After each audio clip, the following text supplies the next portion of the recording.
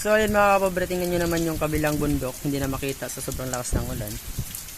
Ayan, natrap kami dito sa Barangay MacArthur.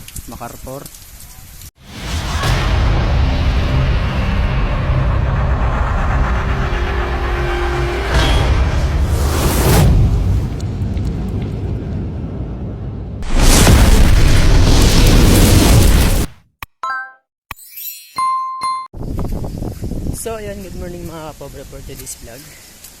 Ngayong araw naman mga kapobre, papunta naman po tayo ng paaralan. Ayan, panibagong araw, panibagong pagsubok naman mga kapobre. Ingat lang kasi dulas naman po yung daan dito mga kapobre, kasi nakaulan lang po mga kapobre dito sa amin sa probinsya. Ayan, ingat lang tayo kasi ang dami namang ulan, yung mga ulan pong pula.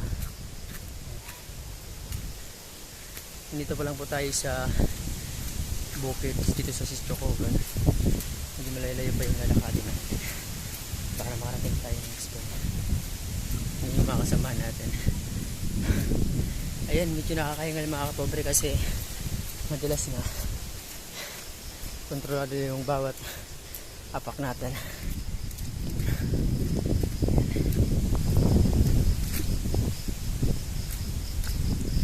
Nandito tayo ngayon sa bukid dito sa amin sa Sitiocogan.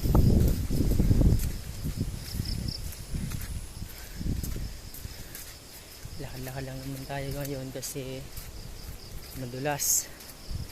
Ingat-ingat sa pagsakay, baka natin mga kaidol, mga kapobre. So yun mga kapobre, abang-abang po, maya-maya nandun na po tayo sa Barangay MacArthur. So ayun mga kapobre, tingnan nyo naman yung kabilang bundok, hindi na makita sa sobrang lakas ng ulan. Ayan, natrap kami dito sa Barangay MacArthur. Sa Barangay MacArthur.